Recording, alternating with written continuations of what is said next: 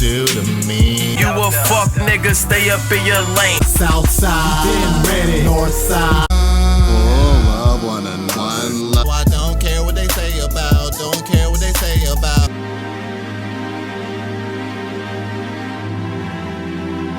My damn lighter. Hey yo, what's good you guys? It's Boomer and you're watching Bali Star, and today we're getting into Justin Bieber Barely Survived Hollywood by Patrick CC. You know what I'm saying? I mean, dude's been in it for a minute, you feel me? So yeah, let's find out and see what's up, man. Make sure to leave a like, just below the video if you enjoy it, subscribe if you're new, so we join up with the all-star gang up in this thing.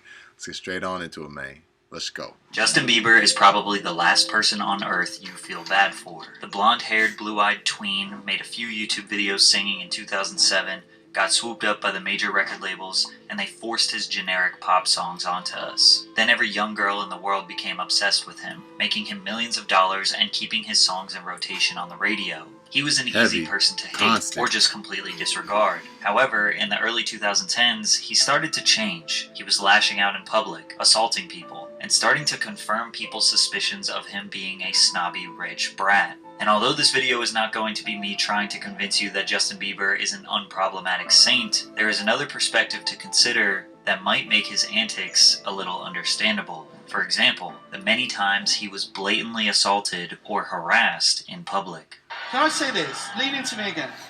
You smell amazing. How old are you? Thank you. It isn't very difficult to see how uncomfortable Justin is. James Corden is leaning in as close as he possibly can with his hand resting on Justin's back.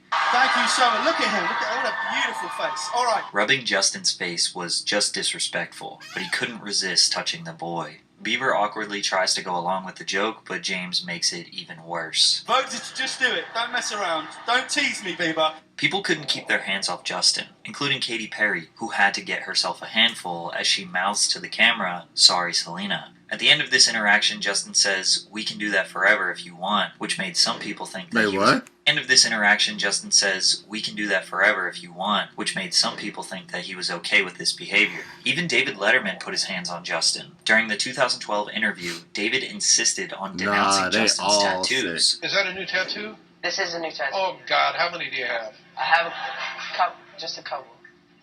Well, tell me that's the last one. It might be. No, it is. You don't, I mean, honestly. David decided to treat Justin like his son's troubled friend looking for guidance, even though it was never asked for. Funny thing is, Justin ended up doing exactly what David told him not to do. But Letterman took it too far when he put his hands on Justin. You know, I got told him not to do. But Letterman took it too far when he put his hands on Justin. You know, I got believed. Although this one wasn't explicit in nature, it was still totally uncalled for. David would later apologize for his behavior, but it's odd to see how many people were so willing to put their hands on the boy. Luckily, he was able to prevent Leah Remini from getting her hands on him during this interview on The Talk.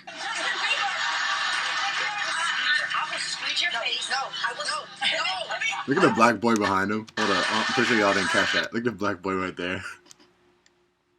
He's like, why am I here? My mom forced me here. She was like...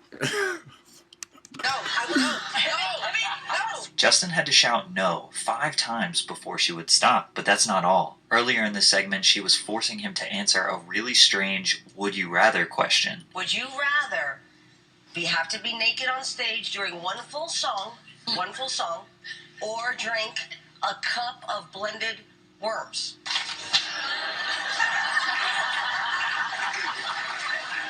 Answer, Justin Bieber. For no reason at all, Leah insisted on pushing this very sexual question while there are little girls and boys directly behind her in the audience. Justin realized he was trapped because no matter what he tried to say, she was trying to force the answer she wanted out of him. But he stood his ground and chose to not give in to her manipulation. This wasn't the first time Justin stood his ground when a host got sexual with him. While doing a radio show called Mojo in the Morning, the host, Shannon Murphy, brought the conversation in a strange direction. Has your mom given you a sex talk yet? I mean, like, I I really don't want to have that conversation with my mother. Yeah. Like I've kind of had it with my father. You want to hear? Oh, really? Oh, See, my really? parents never gave me the sex talk. Okay. So why don't you give me the sex talk? I Teach really me. I feel uncomfortable Teach me. right now. You didn't choose cat allergies. You didn't choose your hairline. Hot flashes, the flu. Now. Aww. Why do you want to know the sex talk from a 15-year-old boy? That's pretty weird. He very clearly stated that he was uncomfortable when the host brought up sex, but the circumstances that built up to this are a bit confusing, because earlier in the conversation, this happened. Justin, what are you going to be doing after the show tonight? I thought I was picking you up. Now, when I was 15 years old, I probably would have said some dumb stuff like that to an older girl, but apparently Justin couldn't keep his hands to himself. That little kid is like a walking set of hormones. He is. Wow, got a little too touchy-feely with you? He wasn't just like patting my butt, he was grabbing my butt and he kept saying, "Is it inappropriate? Is this inappropriate?" Oh my God, And he how grabbed it harder and go, "Is it inappropriate now? Is it inappropriate now?" Oh my gosh, he's kissing me. Here, come sit here. Come sit with me right here. Justin Bieber just like comes up and you just started making out with me, you know that? Justin was obviously flirting with Shannon in a juvenile way. Then she said live on air how Justin was touching and kissing her. We can imagine there were definitely some instances where Justin felt like he could probably touch whoever and whatever he wanted, since, well, it was often done to him. But regardless, the 26-year-old shouldn't have brought up the sex conversation on the air. Even men were infatuated with young Bieber. L.A. Reid, music executive who signed Justin to his first major record deal, said, "This kid was beautiful. Like a woman can be beautiful, and men rarely are. And he turned it on as soon as he stepped into the room." He recalls how Bieber had grown his hair down almost covering his eyes, and says he could see immediately that Justin's hair would be every bit as important as his songs, his voice, his face, or his presence. Justin was simply beautiful. He gushes. His superpower was his face. The context of this article makes it seem like L.A. Reid was attracted to the young Bieber, but we don't really know that for sure. He was definitely right about his star power, but how he came to that conclusion just seems a little odd. However, the most deplorable assault was by Jenny McCarthy at the 40th Annual American Music Awards. I saw that. Like, hey, yo. Wow! I feel violated right now. A shocked Justin Bieber couldn't say anything but the truth. "I feel violated right now." By this point, this was all too common for him. The craziest part is that Jenny straight up admitted to her crimes. I took the opportunity in the window, considering I'll never get to do it again, and kind of molested him. Maybe like cougar. Jenny clearly enjoys the predatory behavior, as she described it as molestation and R-word. She thinks it's cute and quirky and even bragged about it on Twitter after. Now, if this all happened while the cameras were on, could you imagine what happened about it on Twitter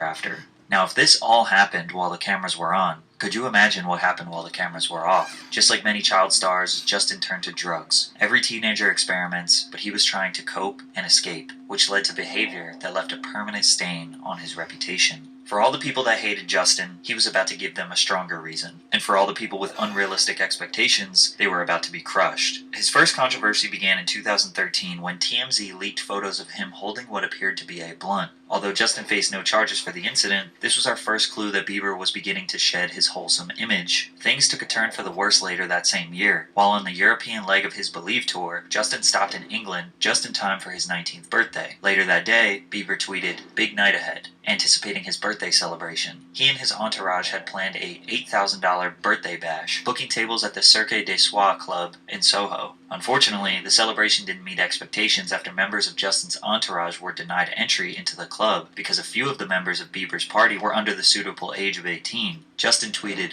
"Worst birthday," complimented with a message to his Instagram account, voicing his side of the story. "I love how the club wanted to give the press another reason why we didn't stay at their weak-ass club, so they wouldn't look bad for me walking in and right back out." People thought Justin felt entitled to come into another country and break the rules because he is a star. From there, he allegedly showed up 2 hours late for his debut show at the O2 Arena after throwing a massive tantrum. Several backstage sources claim Bieber was in a bad mood after waking up late because of a night out and proceeded to lock himself in his dressing room to play computer games. The crowd reportedly began booing at about 9:30 p.m., almost an hour before Justin ultimately hit the stage. If the week couldn't get any worse, Justin lashed out at a photographer outside his London hotel after the man called him a little moron. What'd you say? You're not. What'd you say? You're not. Who's your who you are? Who's your I'm back, you prick. Back. Alright? That's all. Little. I just love the irony of this situation. The photographer tries to get a rise out of Justin, then Justin responds with threats, then the photographer gets really mad at Justin for getting mad at him, and the guy also taking a video of the situation gets upset when someone starts filming him. It's ridiculous. Here's one on Twitter saying the photographer gets really mad at Justin for getting mad at him, and the guy also taking a video of the situation gets upset when someone starts filming him. It's ridiculous. He responded on Twitter by saying he had a rough morning and that he let his emotions get the best of him. But this incident started his lifelong beef with the paparazzi. In June of 2013, Justin and his entourage were involved in an altercation with a photographer outside the Hit Factory studio in Miami. Yo, that's so crazy, bro. Like, that shit just hit me harder and harder. Like, when you say earlier, the irony of all that. It's like, dude, these guys are basically paparazzi, you know what I'm saying, going out shooting pictures of homie Bieber and stuff. And, one of the paparazzi gets, the other paparazzi, slinging, freaking, words and, certain terms at him. And that paparazzi dude is like, hey, yo, get me off camera. Whole time he got his camera on the guy filming him, and the guy's like, "Hey, you get me off camera."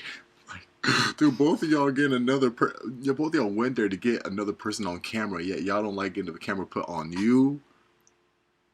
Don't throw stones if you live in a glass house, bro. The entire exchange was caught on tape.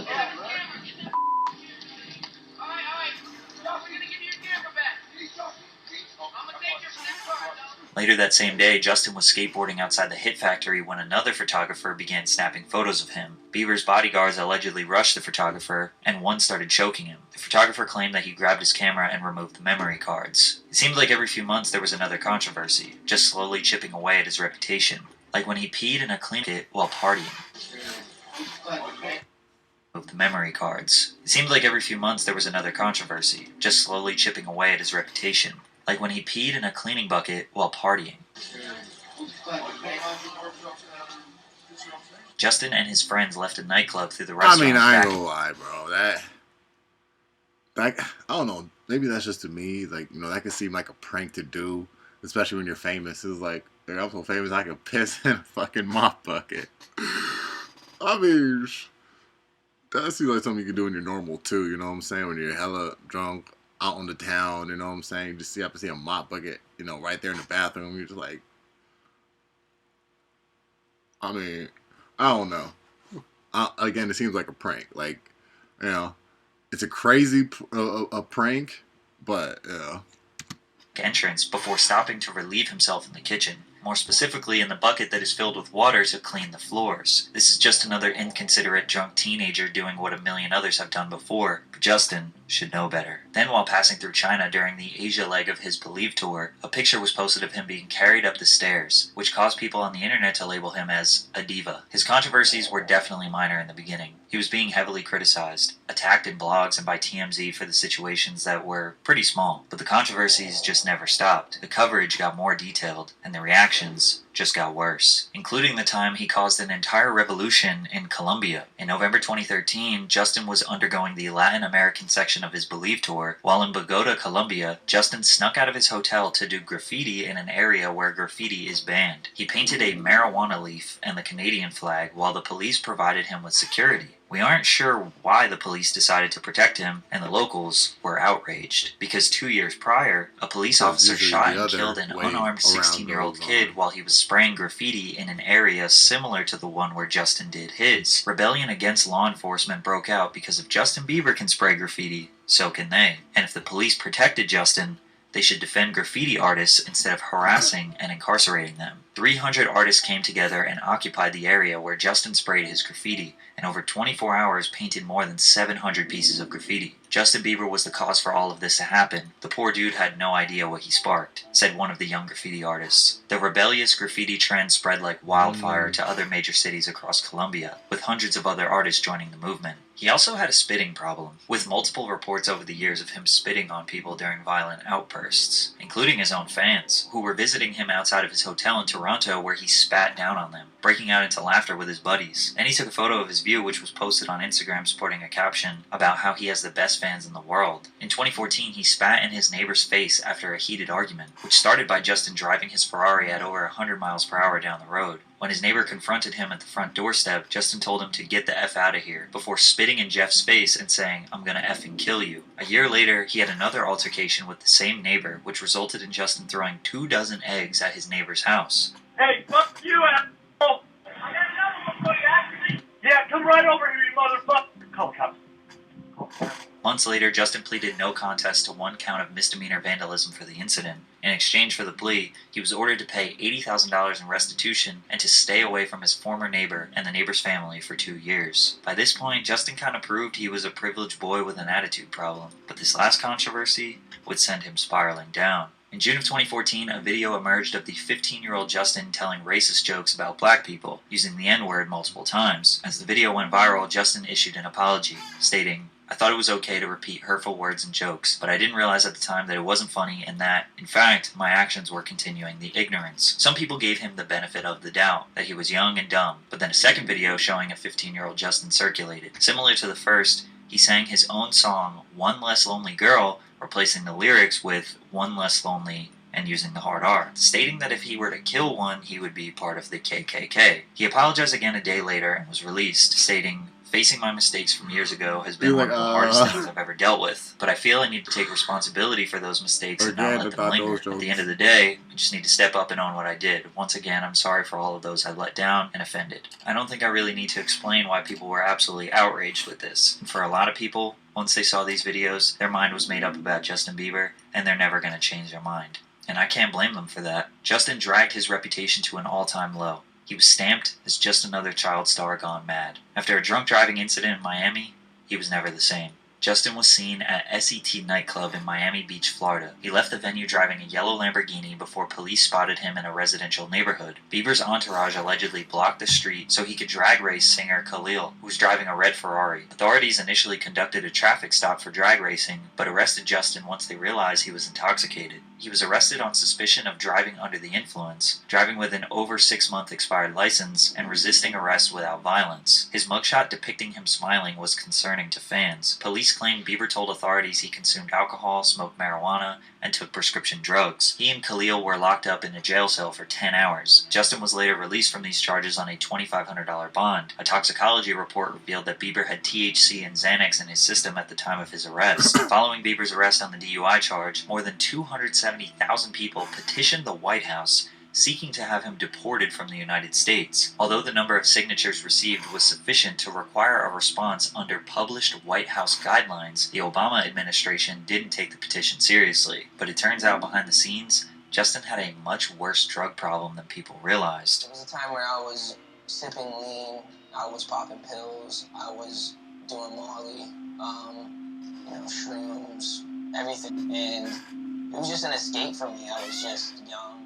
Justin's drug abuse got so bad, he was even caught in the most dangerous areas of Los Angeles buying drugs. Hey, homie. MS Gang. Nice seeing you, bro. Have a good one. I just saw Bieber. I just seen Bieber. Leave it to Bieber. That's crazy. His addiction got so bad, he was willing to put his own life at risk. Justin says his substance use was normal in the beginning, but gradually became a problem to escape from the pressure of being this pop star. And although many people look at that as suffering from success, the level of expectation he needs to meet is unattainable. Surely a lot of his controversies were deplorable, but the ones that were minor were treated just as bad. That likely led to him giving up on his health, his body, and lashing out since they were going to criticize him anyways. He couldn't go out on a bad note though.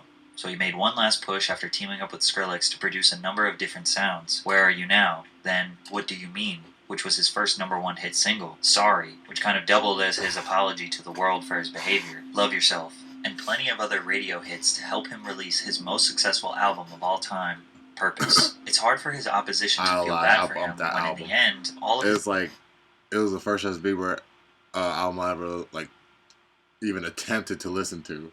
So it's like I checked out one. I think it's from the radio or something, but it's like I don't know. Like I heard one song and I liked it. I was like, oh shit, this it's not like the usual shit show crap that he put out in the past years. I was like, yo, this is different. You feel me? So I was like, all right, I peeked out shit and hey man, it's not bad. You feel me? His antics First will one just I help liked, him sell shit. more records. No matter what he does, it will be seen as the wrong step. It's quite literally is the child star curse, because nothing you do will ever compare to how you were introduced to the world as a perfect, innocent child. And with that, he finally stepped out of the spotlight, and when he returned, you could see how bad things really got. First of all, his music got worse. Yummy was terrible. But more importantly, Yummy though. in the press runs that led up to this, you can see Justin physically suffering. His anxiety. Dude, I remember he went on a fucking promo, like big ass, like I swear this is the most biggest promo I've ever seen for Justin Bieber, done about his music, bro. Like, homie, because I swear I knew that because like I know that because at the time, Roddy Ricch had the #1 song in America, bro, with the box and stuff. Man, I still bump that. That's my shit, bro. Every time it come on the radio, and I love the many times it came on, bro. Like I was singing with it, right, dude. That was like, I swear, I felt like a white girl bumping Justin Bieber. You know what I'm saying? Every time I was like, nigga, I'm singing that shit. I love when it come on. It came on every 3 minutes on every single radio station. So I was like, bro, hell yeah, hell yeah. Those were my best days. And this nigga Selena Gomez freaking had her go on this big ass promo shit to try and bump their song, try and bump their album up above Roddy Ricch's. I was like, bro, but Roddy Ricch was going crazy, like it was like bumped, like. So I was like, yo, if you gotta have Selena Gomez and Justin Bieber on their knees begging to get their, I think it was a song or album up to #1, then you knew you was a problem.